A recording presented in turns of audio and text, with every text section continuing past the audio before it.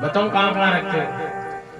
कोई सब्जी वाला आ गया, काई भाव दी भाई, वो तो 10 की दे रही हो, तो 15 खैर लगाएगा, तू भी 10 की देर जा। ऐसा भाव रखती है माताएं।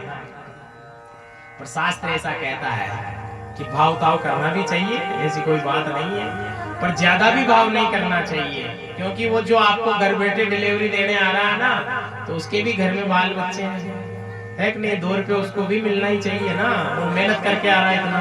क्योंकि सब्जी बेचने वाला भी सुबह 4 बजे उठता होगा मेरे हिसाब से, उसको भी जाना पड़ता है, क्रम वरम करता है, मंडी वंडी कहाँ जाता होगा, और अपन तो सोते ही रहते हैं उससे। अगर वो 2 रुपये हमसे ज्यादा भी ले तो कोई दोष मेरी तरफ से तो नहीं है भाई, अब आपकी तरफ से हो तो बता देना। तो इसलिए भाव वहां करो जहां गोविंद मिल जाए, अपना भाव वहां प्रकट होना चाहिए कि जहां हमें गोविंद मिल जाए। बताओ गोविंद किस किस के घर में विराजमान है क्या? बाल गोपाल है सबके? कैसे लाए थे बताओ? हाँ, कहां से लाए थे आप बाल गोपाल? किशनगढ़ से, पोखरण से? कैसे लाए वहां से?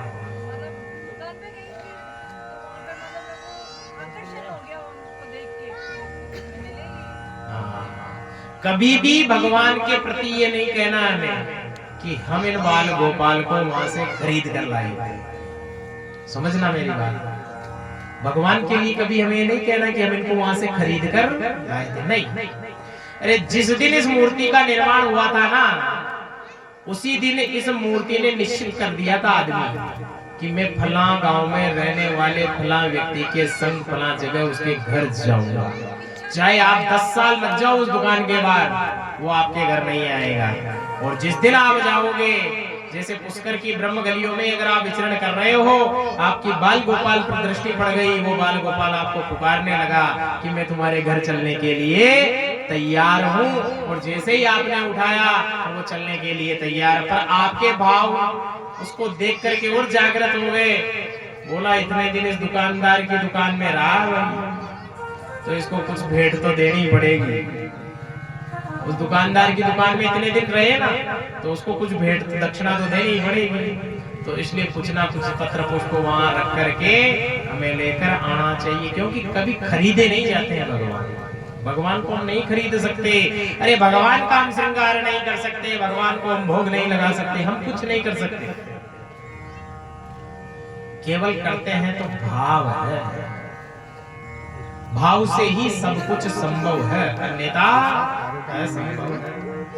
इसलिए जिन जिनके हृदय में भाव जागृत है, मतलब जिन जिनके हृदय में भाव जागृत होगा, उन्हीं को गोविंद एक ना एक दिन जरूर मिलेगा। अब आप सोच रहे होंगे वो दिन कब आएगा? अब मैं बता देता हूँ वो दिन कब आएगा। कि जिस प्रकार राजा परीक्षित हुआ, और राजा परीक्षित को श्राप मिल गया कि 7 दिन में तुम्हारी मृत्यु निश्चित है, वैसे ही इन 7 दिनों में ही गोविंद की प्राप्ति है।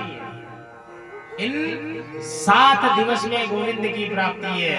जो गोविंद के प्रति भाव रखेगा, आस्था रखेगा, उसी को गोविंद किसी ना किसी रूप में आकर दर्शन अवश्य देगा, किसी ना किसी रूप में आकर अवश्य दर्शन देगा, चाहे वो रात्रि आपके स्वप्न में क्यों ना आ जाए।